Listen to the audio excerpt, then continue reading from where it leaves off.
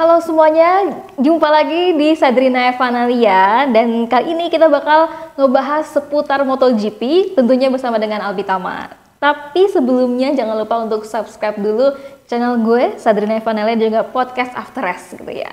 Dan di sini banyak banget yang bakalan kita obrolin bersama dengan Albi teman-teman, dan ini gue yakin ini bakalan seru banget karena kita akan ngebahas soal hasil dari Sepang Test gitu ya di tahun 2025 ini. Nah, kalau bisa gue recap dulu untuk hasil Sepang Test dari hari pertama, kedua dan juga ketiga. Ini adalah hasilnya di hari pertama tes yang tercepat yaitu Fabio Quartararo gitu ya dengan Yamaha dengan catatan waktunya 1 menit 57,5 detik gitu. Terus dari itu di hari kedua ada Franco Morbidelli nih yang di tahun 2024 kita lihat dia melempem gitu, tapi di Sepang Test kali ini dengan pakai GP24 gitu ya, dengan catatan waktu 1 menit 57,2 detik, dan juga ada adiknya Alex Marquez gitu ya dengan Ducati GP24 dengan catatan waktu ini juga yang menjadi tercepat gitu 1 menit 56,4 detik gitu. Sementara untuk rookie tercepat ini ada Fermin Aldeguer dari Gresini, tentu saja dia pakai juga Ducati GP24 gitu ya.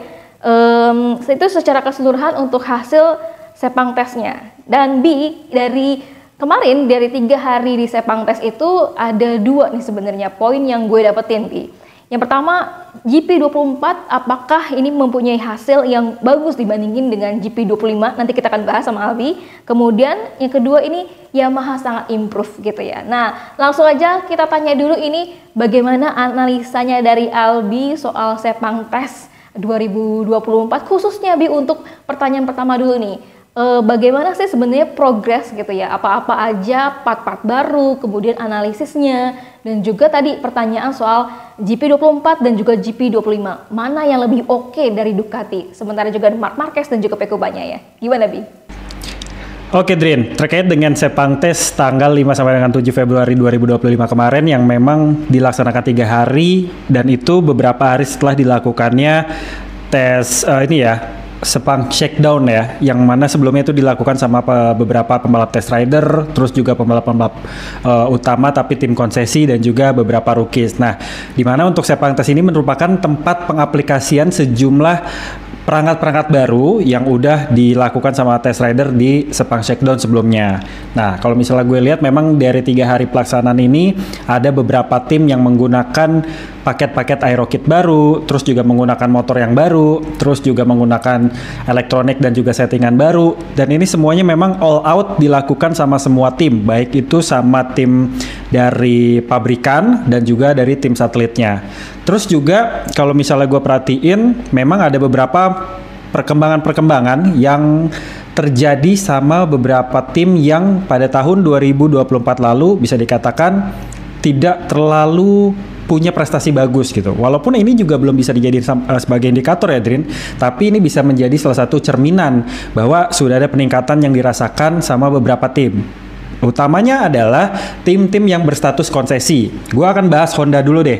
Honda memang kalau misalnya kita lihat dari hasil tes dari Sepang Test kemarin belum begitu punya catatan waktu yang superior dibandingkan dengan beberapa tim lain kayak misalnya dari Ducati ataupun dari Yamaha yang udah mencetak waktu sampai 1 menit 57 detik di Sepang sendiri. Tapi setidaknya sudah ada input-input positif nih yang disampaikan. Misalnya dari Joan Mir bilang motornya sudah mengalami peningkatan walaupun masih jauh dari apa yang diharapkan. Tapi setidaknya untuk bisa masuk ke tikungan, terus juga untuk melakukan pengereman, itu udah ada improvement. Tapi tenaga dari motor RC213V ini dirasakan masih kurang. Nah, tapi dengan kehadirannya Romano Albesiano, terus juga Alex Espargaro yang udah habis-habisan ngetes pada saat Sepang Shakedown kemarin, Joan Mir ini mendapatkan setidaknya harapan baru lah. Kalau sebelumnya kan dia cenderung cemberut, nggak ada perubahan, terus juga banyak ngeluh gitu. Tapi di sini setidaknya dia punya penilaian yang cukup positif dari motornya, dan diharapkan dengan tes yang dilakukan di Sepang kemarin ini bisa ada improvement baru di saat Buriram Test yang akan dilakukan mulai pekan besok. Nah, terus dari Luca Marini juga bilang pengetesan yang dilakukan sama tim Honda ini di Sepang juga cukup memberikan beberapa kemajuan. Ada komentar-komentar yang sebenarnya agak mirip dengan apa yang disampaikan sama Juan Mir nih, Drin. Terutama saat melakukan pengereman dan juga memasuki tikungan motor udah lebih stabil, tapi memang untuk urusan power ini juga masih dirasakan sangat-sangat kurang. Apalagi Luca Marini ini bilang motornya kemungkinan besar akan sulit untuk melakukan overtake gitu. Nah, ketika melakukan overtake ini sulit, memang tidak dijelasin sih sama Luca Marini apa yang bikin dia merasa sulit untuk melakukan overtake. Apakah ini pengaruhnya dengan aerodinamika? Apakah ini pengaruhnya dengan mesin untuk battle head to head di jarak dekat? Kayak gitu, itu belum bisa dikonfirmasi. Tetapi memang ada sedikit kemajuan yang memang dirasakan. Nah, yang jadi kendala lagi, ketika motornya dirasakan begitu panas, tenaganya jadi memble. Nah, itulah fungsinya kenapa para tim balap MotoGP dan juga Dorna Sport ini menyelenggarakan tes itu di negara-negara Asia Tenggara yang iklimnya tropis dan juga panas. Jadi bisa mengukur kemampuan si mesin ini sampai mana sih, dan juga overheatingnya tuh setinggi apa sih levelnya kayak gitu. Seperti yang pernah kita bahas di podcast sebelumnya, dan akhirnya kan bisa dirasakan nih sama pembalap bahwa ada titik panas tertentu yang bikin performa motor itu akhirnya menurun, dan diharapkan memang pada saat melakukan tes di Buriram nanti akan ada perubahan-perubahan yang memang bisa dirasakan. Nah, terkait juga dengan aerodinamika, kemarin gue melihat Juan Mir dan juga Luca Marini ini menggunakan aerodinamika existing ya, kayak yang mereka pakai pada saat di Barcelona. Gue belum ngelihat mereka menggunakan paket aerodinamika yang pada saat di Sepang Shakedown kemarin dites sama Alex Espargaro gitu, yang kayak buntutnya nggak ada stegotail, terus juga depannya itu juga lebih pipih kayak Ducati Desmosedici GP24. Itu gue nggak ngeliat itu dipakai. Apakah mungkin sudah disepakati sama Honda untuk menggunakan winglet ataupun paket aerodinamika tersebut, atau di Sepang difokusin semua dengan paket yang existing, baru kemudian nanti di Buriram pakai paket yang kedua, sehingga nanti bisa diputuskan mereka akan pakai motor yang mana untuk musim 2025.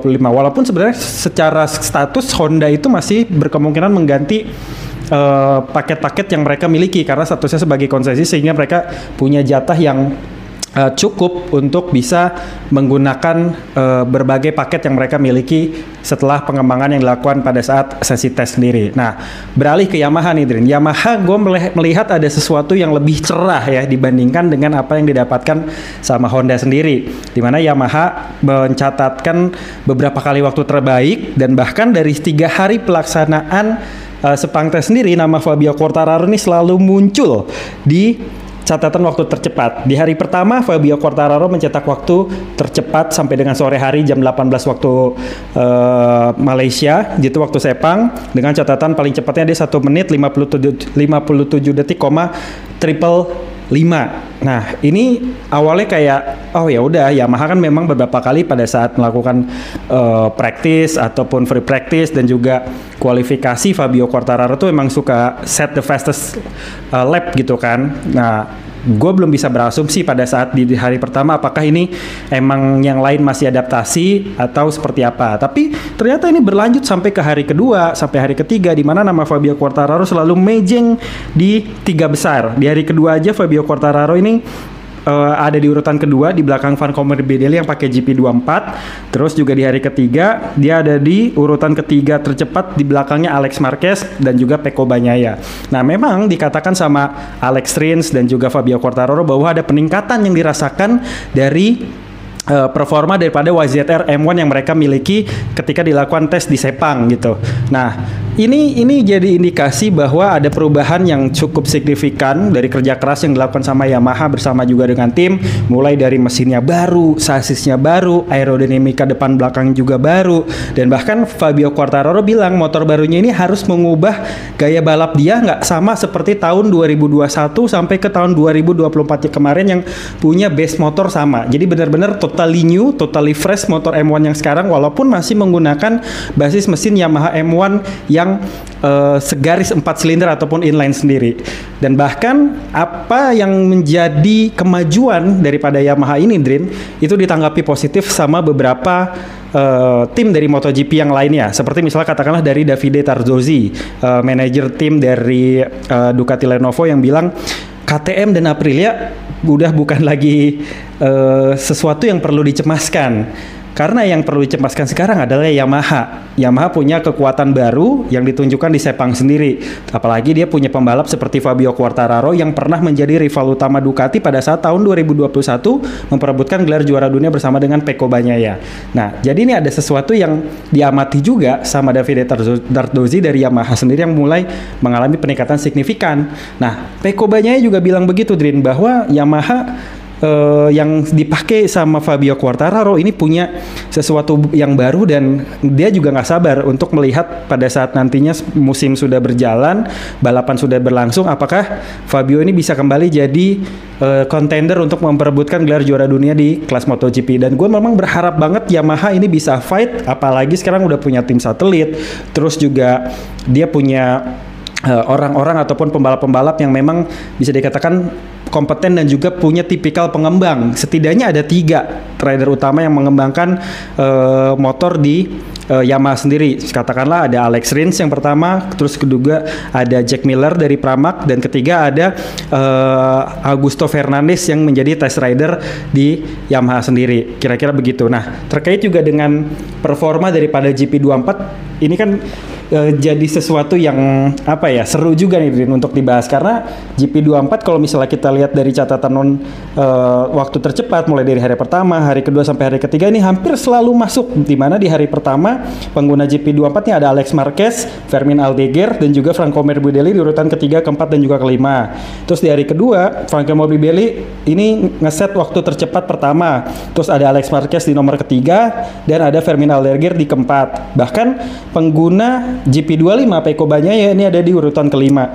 Terus untuk di hari ketiga Alex Marquez ini mencetak waktu tercepat dari semua rangkaian Sepang Test. Dia memperoleh 1 menit 56 detik, 493, yang mana itu adalah waktu yang tercepat selama Sepang Test ini dilakukan di awal musim 2025 ini. Dan bahkan Morbidelli lagi-lagi masuk di 5 besar. Nah, ketika ada pertanyaan apakah GP24 ini lebih baik atau tidak, ya ini masih belum bisa dilihat gitu, karena kalau misalnya kita lihat dari pernyataannya Marc Marquez dan juga Pecco Bagnaia bahwa mereka masih meraba-raba dulu nih, Drin, soal GP25 yang mereka pakai dalam tes di Sepang ini. GP25 memang punya delivery power yang bagus, mesinnya terasa lebih halus, tapi ada kekurangan yang memang tidak sesempurna yang dimiliki sama GP24 yang udah bilang tuh mateng gitu. Padahal itu adalah motor yang 1 tahun lebih tua. Tapi kita lihat sendiri tahun 2024 kemarin GP24 ini paling berjaya.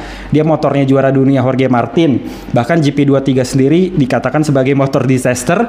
Ini nggak bisa berbuat apa-apa ngelawan GP24 yang gapnya jauh banget. Jadi GP25 itu sebenarnya adalah motor yang dimaksimalkan dari GP24 yang ada untuk kemudian nantinya diramu, diracik untuk bisa jadi motor yang bisa dipakai sama tim dari Ducati sendiri, baik itu Ducati Lenovo maupun Ducati satelit, khususnya Pertamina Ondero VR46. Dan bahkan sampai sekarang Pecco Bagnaia pun masih 50-50 nih buat memikirkan apakah nantinya mereka akan menggunakan mesin dari GP25 atau menggunakan sistem hybrid. Jadi misalnya mesin pakai GP25 emang karena udah halus, sasis juga pakai Aerokit juga pakai yang baru, tetapi kayak sasis dan juga mesin ini berkaitan sama pengereman dan segala macam pakai yang tahun 2024. Jadi ini tinggal nunggu aja di Buriram, karena keputusannya antara Marc Marquez dan juga Pecco Bagnaia untuk menggunakan motor tahun 2025 atau 2024 akan diputuskan di Buriram, karena nanti setelah itu mereka akan ada pembekuan mesin yang akan mereka terus-terusan pakai sampai tahun 2026 mendatang. Nah, emang kekurangan daripada GP25 ini kalau dari pandangannya Marc Marquez dan juga Pecco Bagnaia itu masalah di pengereman.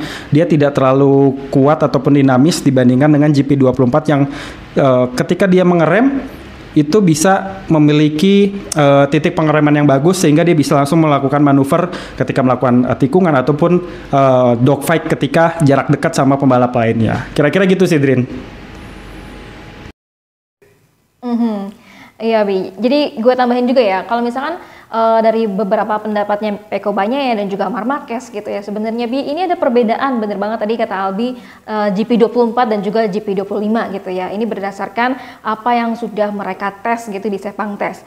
Kalau misalkan di GP24 gitu ya, aero dan juga fairingnya ini bagus, powernya juga oke. Tapi memang mungkin ya nanti Albi juga bisa mengkoreksi di sini lebih mudah dikendalikan lah istilahnya. Tapi kalau untuk GP25 juga tadi Albi juga sebut ya, kalau misalkan memang powernya tuh kenceng gitu ya, speednya kenceng, kemudian juga power delivery-nya alias lebih halus gitu ya untuk mesinnya, dan juga tadi kurangnya itu memang di pengereman. Dan sebenarnya kalau misalkan Marc Marquez bilang gitu ya ke para bos Ducati, dan juga mewanti-wanti sebenarnya GP24 ini sebenarnya motor yang susah diimprove gitu, karena memang base dari dasar GP24 ini memang udah bagus gitu, katanya Marc Marquez dan juga Pecco Bagnaia gitu, setuju kalau misalkan GP24 ini memang udah bagus, dan ini yang membuat mereka pada gambling, yang mereka pada kebingungan, dan juga membuat para bos Ducati mungkin insinyur-insinyurnya atau teknisiannya juga pada sakit kepala gitu ya, karena GP24-nya udah bagus gitu, kemudian ada part-part yang memang dicoba ini works juga, kemudian di GP25 memang ada kurang-kurangnya juga gitu ya. Dan waktu kemarin kalau misalkan kita lihat di simulasi sprint race-nya itu, Pecco Bagnaia dan juga Marc Marquez ini mengakui kalau misalkan mereka mencoba dua konfigurasi yang berbeda gitu ya. Jadi Marc Marquez coba apa, terus Pecco Bagnaia coba apa gitu, karena dia tadi balik lagi mereka pengen ngolek datanya gitu, mana yang paling bagus part-partnya. Misalkan kalau Marc Marquez itu kemarin kalau nggak salah dia bilang dia menggunakan aeronya gitu ya, aero dari 2024 kemudian dikombinasiin sama GP25 gitu, entah mesinnya atau apa. Kalau kata Marc Marquez, dalamnya tuh nggak kelihatan, tapi yang kelihatan tuh aeronya gitu ya, aero 2024. Nah, beda juga sama Pecco Bagnaia gitu. Pecco Bagnaia dia juga pakai hybrid alias kombinasi antara GP24 dan juga GP25. Yang dicoba sama si Pecco Bagnaia adalah di bagian sasisnya gitu ya, sasis 2025. Dia bilang ini dia coba lebih daripada apa yang Marc Marquez coba gitu ya. Dan kalau misalkan tadi gambling banget mana yang bakalan dipilih gitu ya, nanti kata mereka dua-duanya itu bakalan di Buriram test gitu ya untuk penentuannya.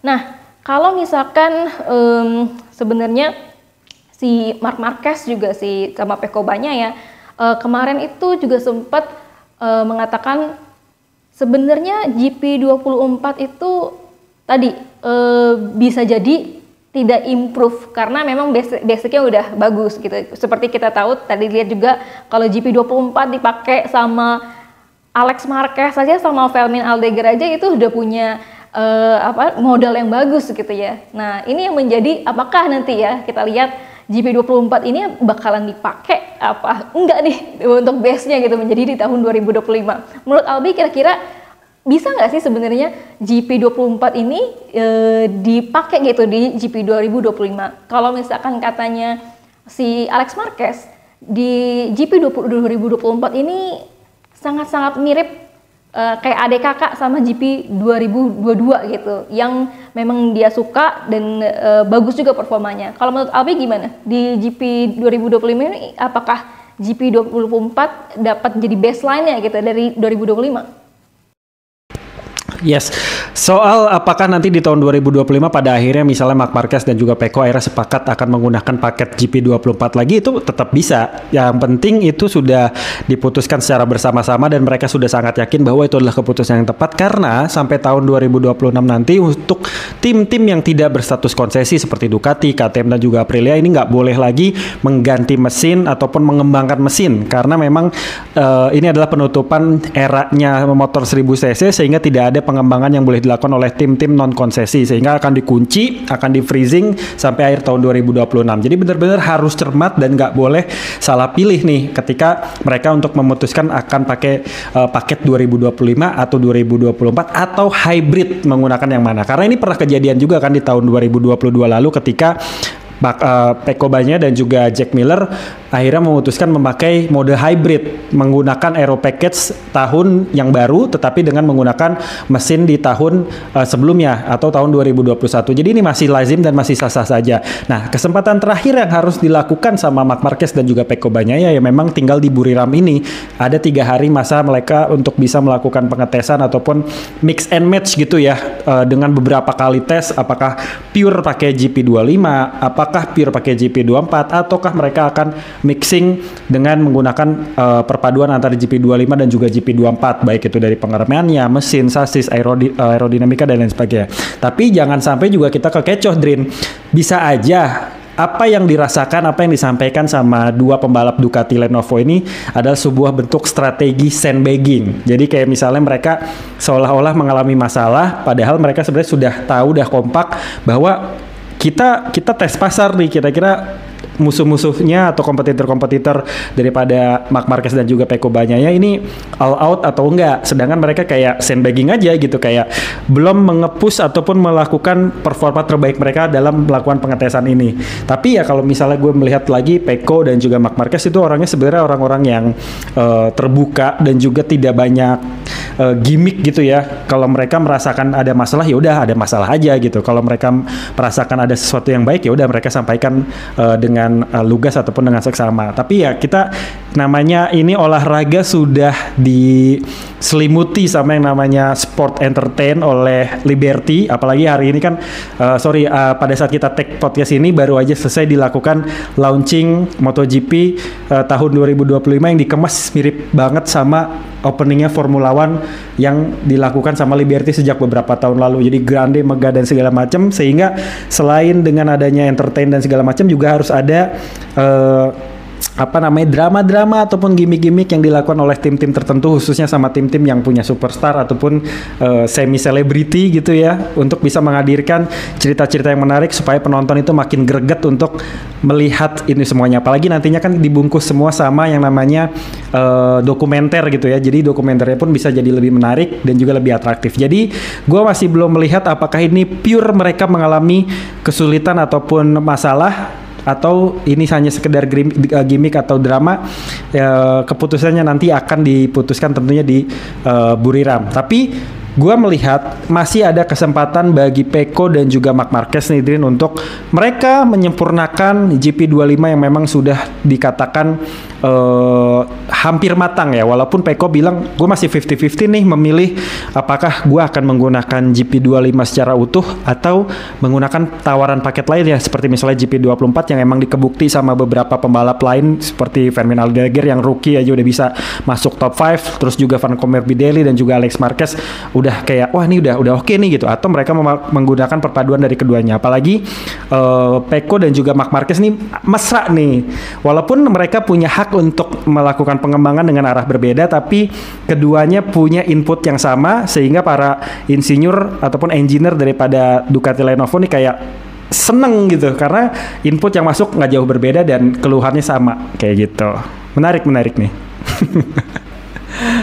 Nah, kalau misalkan tadi sebenarnya yang dibilang sama masalah gitu ya, masalah dari Ducati ini sebenarnya nggak sejajar masalah dengan tim pabrikan yang lain gitu. Karena masalahnya masalah positif gitu, karena mereka kebingungan mau pilih yang GP24 atau GP25 gitu ya masalahnya. Dan kalau misalkan kemarin gue lihat antara Pecco Bagnaia dan juga Marc Marquez, ya kita juga lihat ya dari story-nya Ducati gitu, itu bener-bener kayak klop banget kan. Marc Marquez kemudian saling sharing gitu komentarnya sama apa impresinya menggunakan konfigurasi yang berbeda gitu sama Pecco Bagnaia. Dan si Pecco Bagnaia juga bilang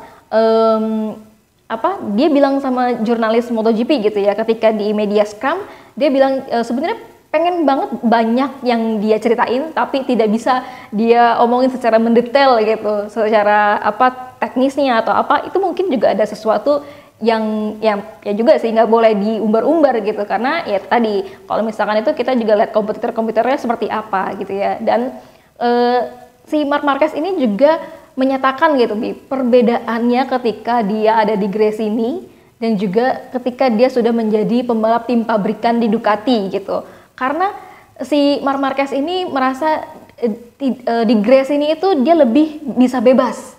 Karena apa? Dia tinggal menggunakan GP23 waktu tahun lalu, kemudian dia bisa time attack gitu ya ketika dia ngetes. Tapi kalau di sini, kalau di tim pabrikan Ducati Lenovo gitu, ternyata dia memang harus bener-bener strict sama apa yang diminta sama engineer-nya gitu.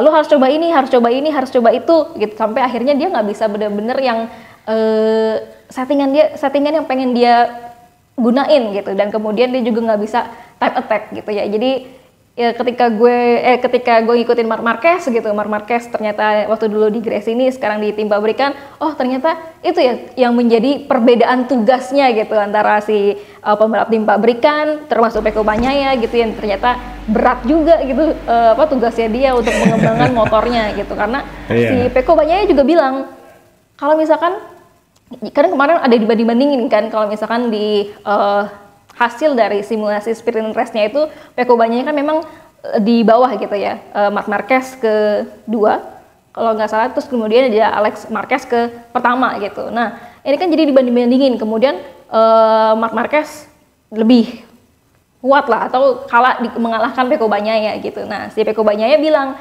ya oke lah, wajar-wajar aja gitu ketika kita sebagai pembalap pabrikan itu mencoba segala macem gitu ya, part ini, tapi kemudian nggak bisa fokus untuk time attack-nya. Dan ketika dia mau mencoba time attack, itu kata dia hanya satu kesempatan dan itu susah gitu. Makanya akhirnya dia tidak punya kayak catatan waktunya yang terbaik lah gitu. Tapi kalau misalkan dilihat juga ya Marc Marquez juga sama, tapi Marc Marquez juga lebih bagus ternyata hasil atau catatan waktunya gitu Bi. Nah itu untuk GP23, GP24, GP25 Marc Marquez dan juga Pecco Bagnaia. Ada tambahan nggak Bi sebelum kita beralih?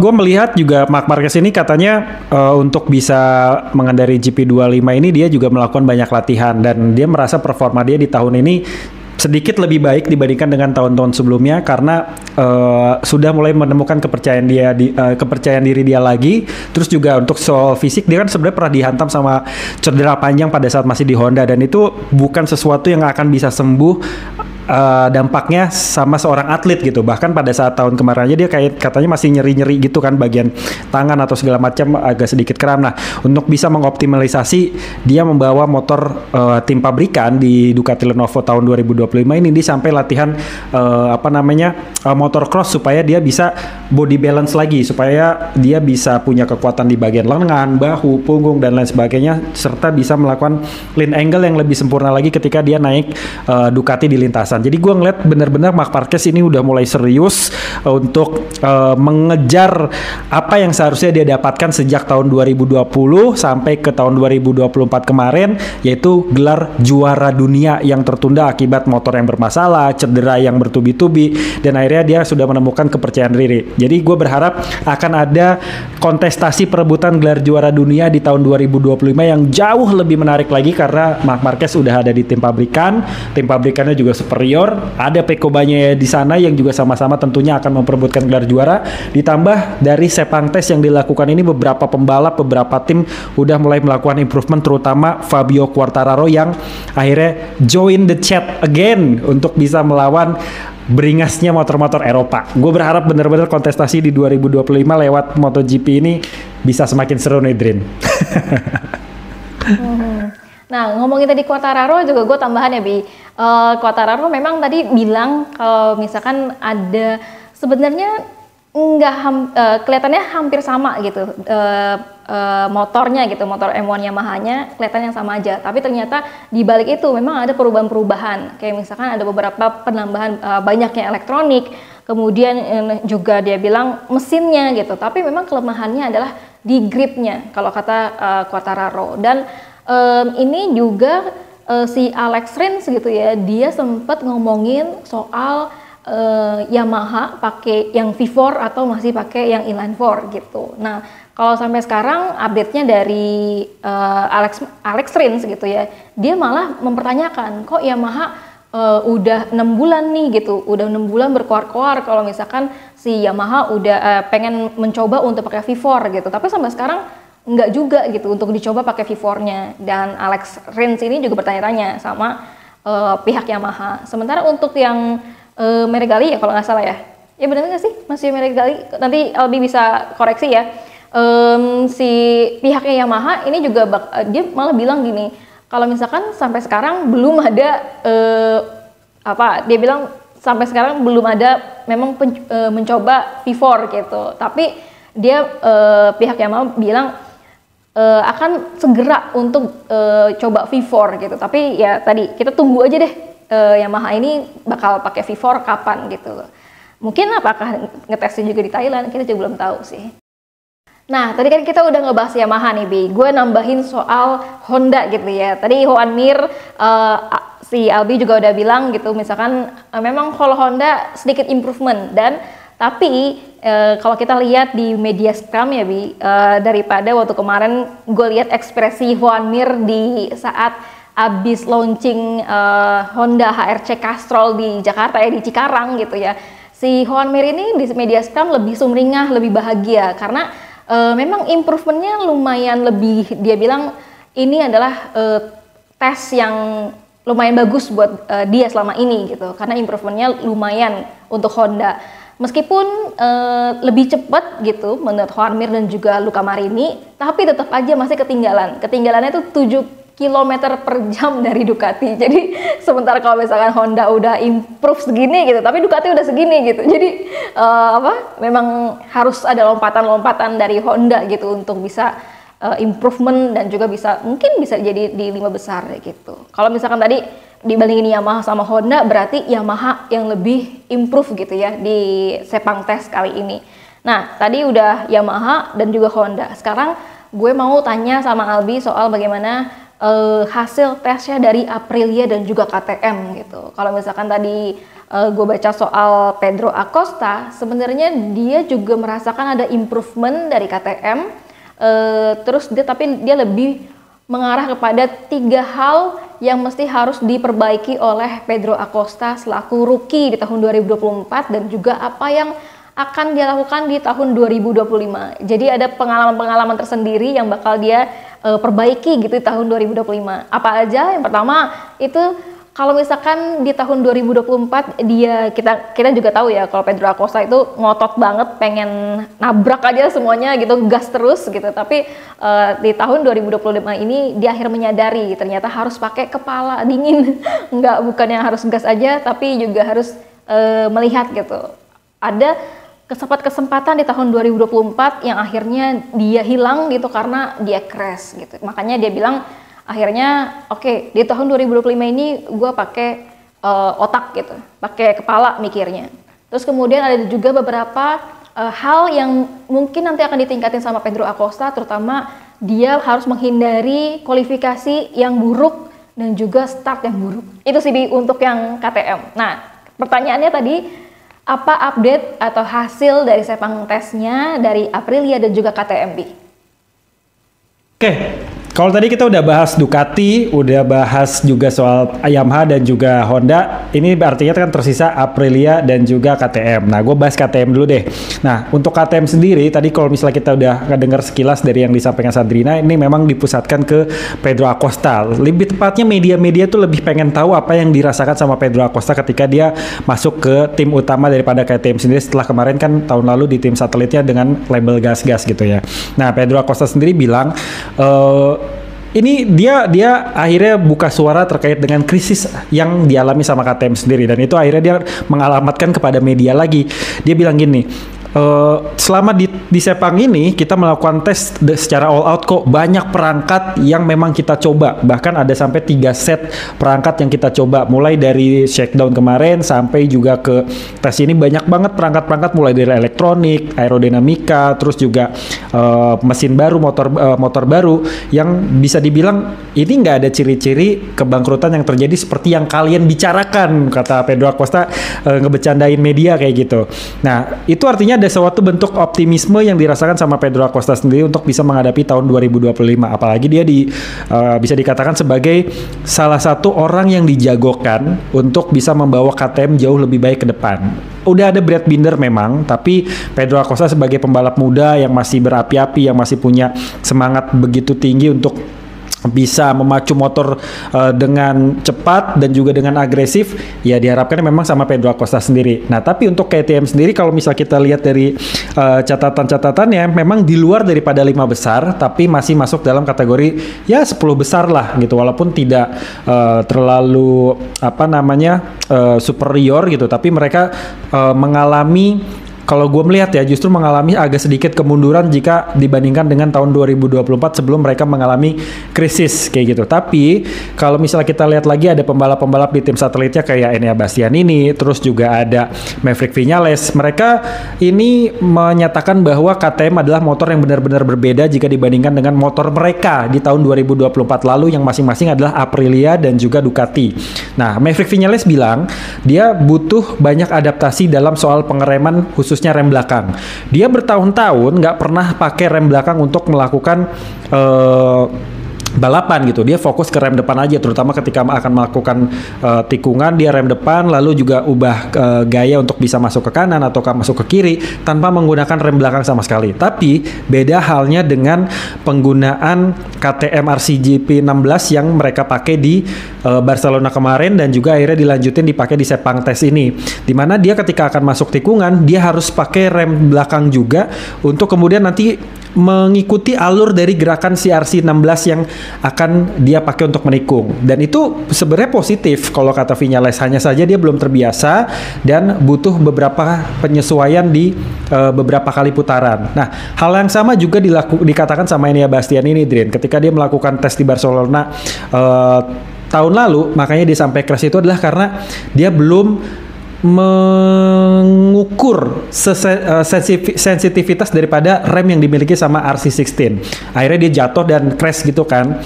Nah, di Sepang Test ini dia udah mulai mengukur nih rem daripada RC16 ini lebih agresif, lebih dinamis. Dia sentuh sedikit aja udah bisa melakukan pengereman dengan baik, jauh lebih baik daripada kepunyaan Ducati yang dia pakai tahun 2024 lalu.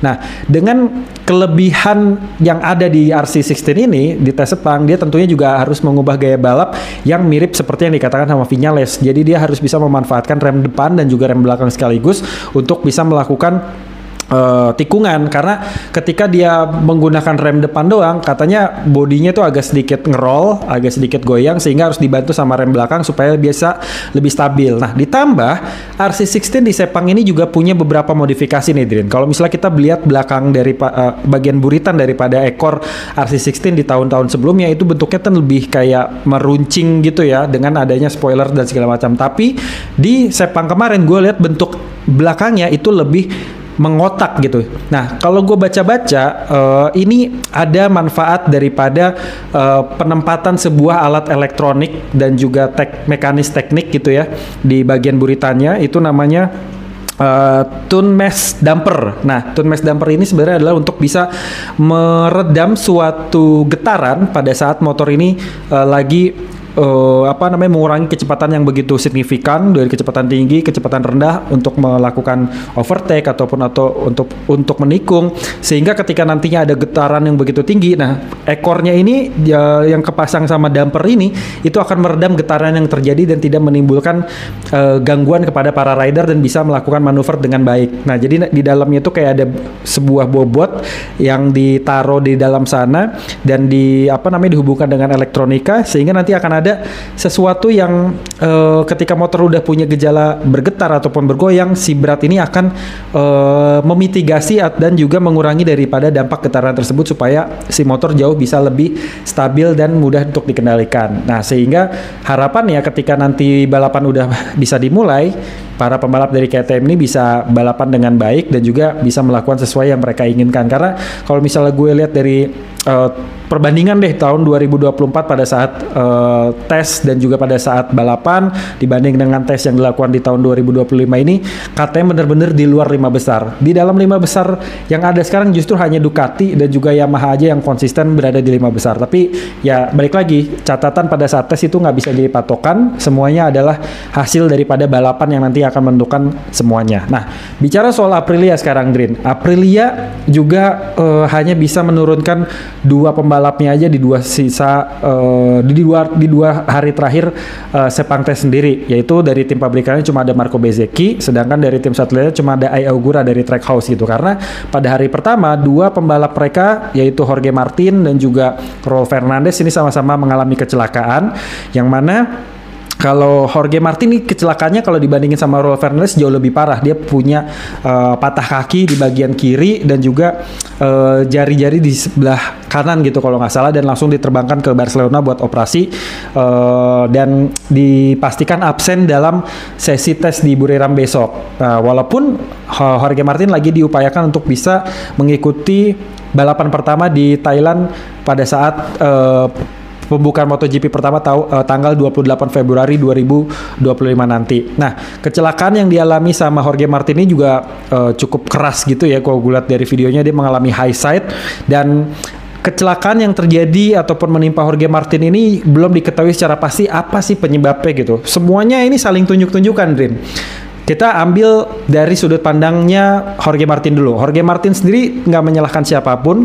Dia aja sampai sekarang masih bingung apa yang terjadi sama dirinya. Kenapa dia bisa high set dan terlempar begitu jauh. Dia juga masih nggak tahu karena apa. Karena dia bilang motornya dari awal cenderung baik-baik aja gitu. Tapi tiba-tiba dia mengalami high set yang begitu parah sampai akhirnya bikin patah tulang. Nah, prinsipal daripada Aprilia sendiri yaitu Massimo Rivola bilang kemungkinan besar ini masalah ada di ban Michelin yang dipakai kayak gitu, karena dari awal motor itu nggak ada masalah. Dari data-data yang diterima sama tim nggak ada masalah, rider pun tidak mengeluhkan apapun, sehingga berkemungkinan besar ada masalah sama ban. Apakah bannya ini tidak sesuai secara teknis? Katanya ini kan bannya asimetris, harusnya sisi sebelah kirinya komponnya itu lebih tebal gitu, karena Sepang itu punya banyak tikungan kiri gitu kalau nggak salah. Terus pihak dari manajer daripada Motorsport Michelin sendiri Piero siapa yang namanya gua agak lupa, bilang Piero Taramasso bilang bannya nggak ada masalah kok, ini ban baru yang baru dibikin tahun 2024 kemarin, belum pernah kena treatment apapun termasuk dihangatkan, benar-benar baru dipakai pada saat ini gitu. Dan dia bilang Jorge Martin itu adalah salah satu pembalap yang cukup sensitif sama ban. Orang-orang yang punya sensitivitas sama ban, tentu pada saat dia udah pakai ban tersebut, 2-3 keliling dia keliling sirkuit dirasa nggak enak, dia akan balik ke pit dan minta ganti bannya. Karena ini akan menyangkut 1, kebahayaan, 2, motornya nggak bisa dipacu secara cepat, 3, dia akan mengalami potensi kecelakaan gitu, sehingga dia akan langsung mengganti bannya ketika dirasa nggak enak gitu. Tapi Jorge Martin udah keliling selama beberapa kali putaran dan baru dia mengalami kecelakaan kayak gitu. Jadi ini benar-benar masih diinvestigasi penyebabnya apa. Dan Michelin sendiri bilang pada saat Jorge Martin ini setelah Jorge Martin mengalami kecelakaan, dia langsung meneliti bannya bekas kecelakaan tersebut dan tidak ditemukan ada yang masalah gitu. Pecco Bagnaia juga menganalisa dari video ketika Jorge Martin tersebut mengalami kecelakaan. Dia bilang Jorge Martin nggak lagi kebut-kebut banget kok. Mungkin ada suhu yang belum optimal dari bannya tersebut sehingga Jorge Martin mengalami kecelakaan yang memang kejadiannya begitu cepat kalau kata si Pecco Bagnaia. Tapi ya dia akhirnya mendoakan Jorge Martin supaya bisa recovery dan segala macam. Tapi ada satu clue nih yang akhirnya bisa menjadi temuan baru untuk investigasi, di mana Marco Bezzecchi, teammate-nya Jorge Martin bilang dia nggak lagi komentarin soal kecelakaannya Jorge Martin sebenarnya, tapi di waktu terpisah dia bilang soal motornya yang dia pakai.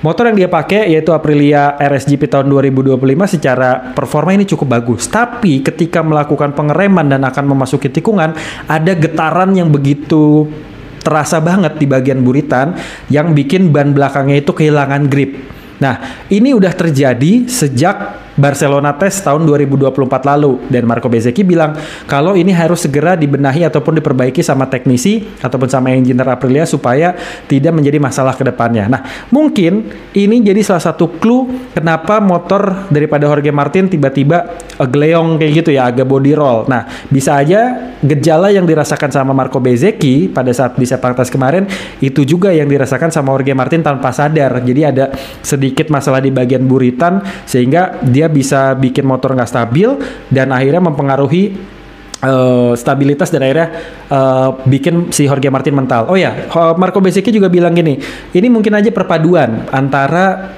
getaran yang dimiliki sama RSGP yang dia pakai ataupun Jorge Martin pakai dan juga ban yang memang tidak begitu optimal baik itu secara suhu ataupun secara teknis ketika sedang disiapkan. Kira-kira kayak gitu sih Din, konklusi daripada apa yang dialami ataupun perkembangan-perkembangan yang dirasakan sama para pembalap khususnya dari tim KTM dan juga Aprilia Racing sendiri gitu.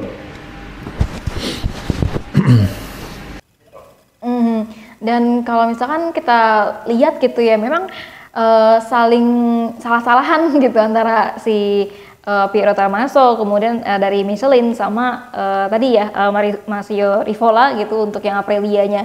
Kalau misalkan dilihat kalau misalkan katanya Michelin ya itu kesalahan dari tim Aprilia gitu. Kenapa tidak mempersiapkan ban dengan baik? Karena kalau misalkan datanya dari Michelin itu ada gap gitu ya, antara 15 derajat Celsius gitu untuk di bagian dalam bannya dan juga luar bannya gitu. Makanya akhirnya itu yang membuat si Jorge Martin crash gitu. Tapi kalau misalkan si Aprilia tadi juga Albi juga udah bilang gitu, ini datanya tidak menunjukkan apa yang diomongin sama si Michelin gitu. Makanya si Aprilia minta untuk adanya meeting bersama gitu antara Michelin dan juga beberapa tim-tim lain, karena si Aprilia ini merasa ini bukan Jorge Martin doang yang crash gitu, tapi ada juga Fabio Di Gia dan juga ada Raul Fernandez gitu yang di Sepang Test hari pertama.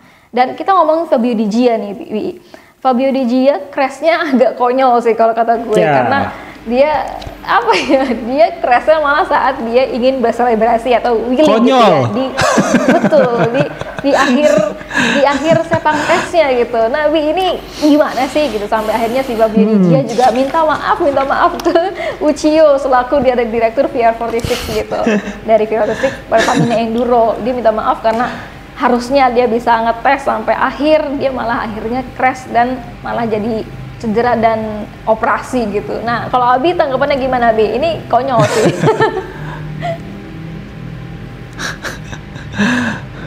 Oke, sebenarnya apa ya? Kalau jadi gue bahas kronologinya dulu nih sih. Kenapa si Fabio Di Gia ini bisa mengalami crash dibandingkan dengan sebenarnya pada saat permulaan Sepang Test kemarin itu ada 3 rider yang mengalami crash cukup parah. Yang pertama ada Jorge Martin, terus ada Raul Fernandez. Dimana kalau Jorge Martin kecelakaan itu karena mengalami high set dan sampai sekarang masih diinvestigasi penyebabnya apa. Raul Fernandez juga sama, dia tiba-tiba mengalami kecelakaan tapi nggak banyak kerekam kamera, tapi lompatannya begitu jauh gitu ya, lumayan ngeri juga. Nah, Fabio Di Gia ini kecelakaannya ternyata karena kesalahan sendiri. Jadi ketika dia sudah melakukan putaran, dia melakukan start practice gitu kan untuk menutup hari gitu. Nah, setelah dia melakukan start practice, dia mau balik ke pit, dia tuh kayak wheelie dulu gitu. Wheelie itu kan kayak standing gitu kan, motornya kayak buat selebrasi, ngetes segala macem.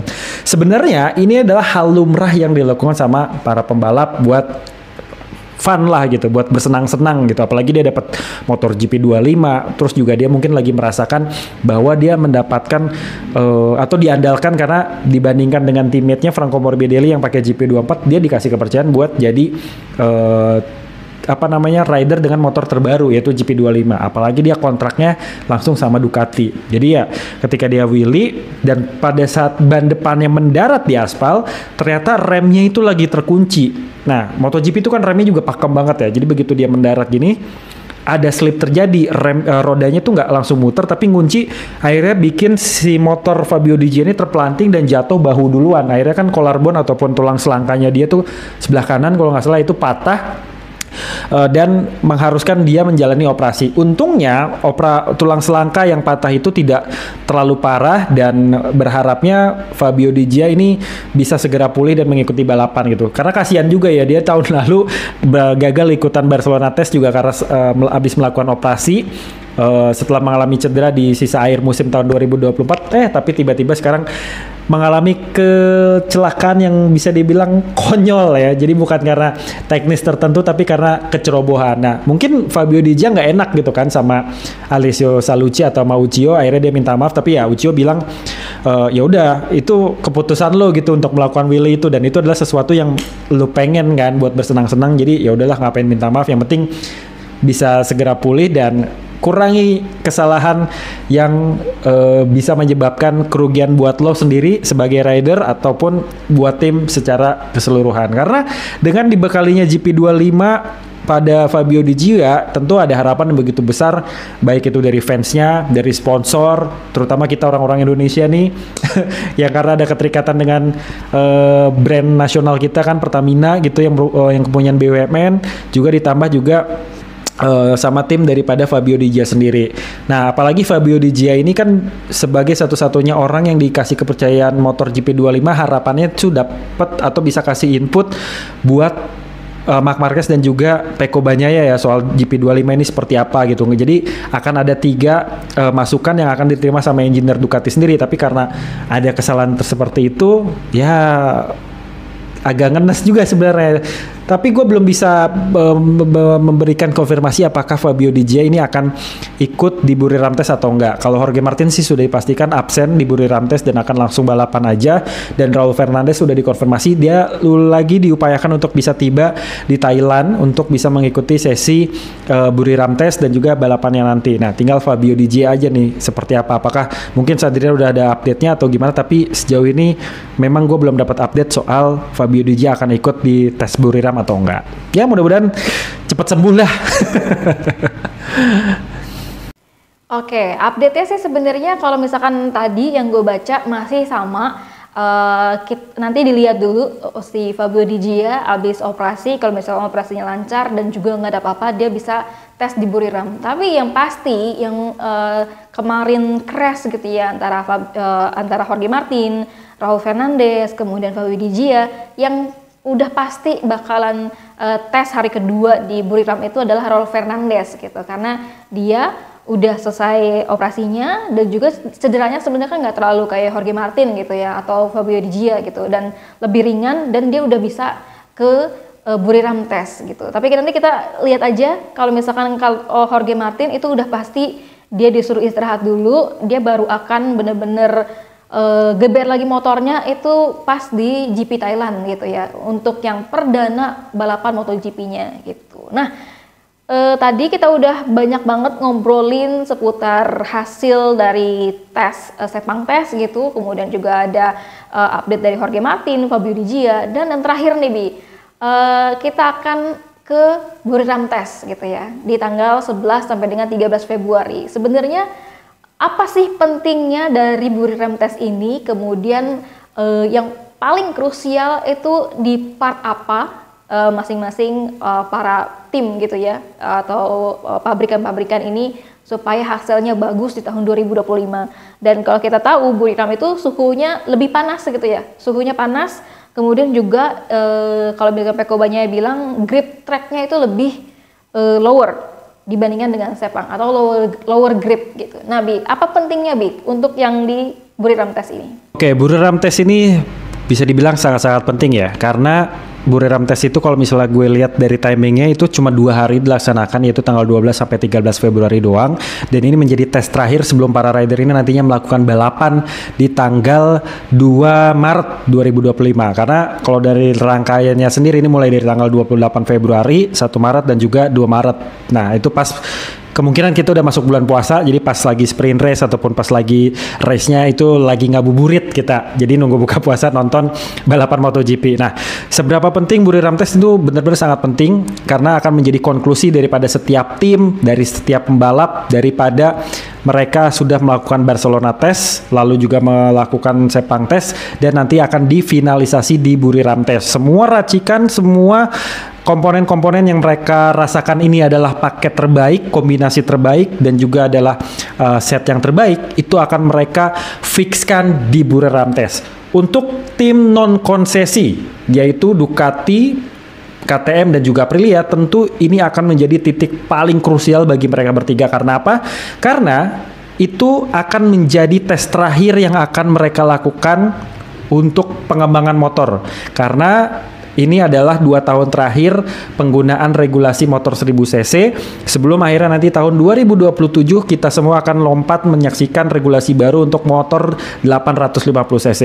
Gunanya apa sih? Untuk dikunci ataupun nggak ada pengembangan, yang pertama supaya mereka sudah tidak fokus untuk mengembangkan motor yang ya pada akhirnya akan selesai digunakan tahun 2026, sehingga mereka harus fokus untuk mulai mengembangkan motor tahun 2027. Tentu fokus itu adalah bisa jadi teknis, bisa jadi dana, sehingga dananya nggak keluar double bercabang ya, harus ngembangin motor yang dipakai balapan sekarang, harus ngembangin motor juga yang akan dipakai tahun 2027, dan itu akan menjadikan cost akan membengkak gitu, sehingga Dorna pun tentunya ini hasil keputusan bersama dengan para peserta MotoGP untuk tidak melakukan pengembangan motor di tahun 2026 dan menggunakan motor pengembangan di tahun 2025 ini. Terus motor-motor yang akan digunakan tahun 2025 ini tentu akan langsung lanjut digunakan sampai tahun 2026 akhir nanti, kecuali tim non konsesi yang masih berkemungkinan bisa mengembangkan motor ataupun engine mereka sampai dengan tahun 2026 nanti ya kalau nggak salah. Kalau konsesi kayaknya masih punya tetap hak istimewa yang mereka miliki. Nah, jadi benar-benar para pembalap itu harus cermat merasakan secara feeling, secara teknikal, apakah motor yang mereka gunakan di Buriram nanti, khususnya di hari kedua, udah merupakan paket yang paling absolut ataupun paket yang paling matang untuk mereka gunakan di 2 tahun terakhir 2025-2026. Jadi para rider nggak boleh salah untuk menentukan, walaupun pada nantinya gini Drin, ada perbedaan keputusan. Misalnya tim Ducati Lenovo memutuskan untuk menggunakan hybrid gabungan GP25 atau gabungan GP25 dan juga GP24, tapi tim satelitnya kayak si Fabio Di Gia tetap akan pakai GP25. Nah, itu akan diberikan hak khusus bagi tim yang akan menggunakan motor tersebut. Ini sama kayak pada saat tahun 2022 lalu, di mana ketika Jack Miller dan juga Pecco itu menggunakan kombinasi antara GP21 dan juga GP22, untuk tim Pramac Ducati, Jorge Martin dan juga Johan Zarco pada saat itu memutuskan untuk menggunakan paket GP22 terbaru, baik mesin dan juga aerodinamikanya. Jadi benar-benar keputusannya ada di rider dan juga ada di tim itu sendiri. Tapi kalau satu tim tuh nggak boleh beda ya. Jadi misalnya Marc Marquez dan juga Pecco punya perbedaan nih. Nah, itu harus ditentukan jalur tengahnya yang sama-sama enak gitu. Jadi benar-benar harus ada keselarasan baik dari antar rider dan juga dengan timnya sendiri untuk memutuskan mesin mana atau paket mana yang akan mereka gunakan untuk tahun 2025 sampai dengan 2026. Dan ini benar-benar krusial banget, jadi sangat penting tes Buriram untuk dilakukan oleh semuanya. Kira-kira begitu, Drin. Oke, nanti kita lihat ya gimana jalannya Buriram Test di Thailand tanggal 12 sampai dengan 13 Februari, dan kita lihat juga apa aja sih yang akhirnya dipilih gitu ya, dari Ducati, kemudian dari Yamaha, Aprilia, KTM, dan juga apa lagi tadi yang belum saya sebut, Yamaha ya, Honda juga ya belum gitu. Dan nanti kita lihat lagi seperti apa. Untuk saat ini, untuk episode kali ini kita udah ngobrolin banyak banget teman-teman. Semoga informasinya bermanfaat, dan jangan lupa untuk selalu subscribe channel gue Sadrina Evanelia untuk mendengarkan podcast After Race. Terima kasih semuanya, bye-bye, sehat-sehat. Terima kasih Albi. Terima kasih. Oke, sampai jumpa di Buriram Test.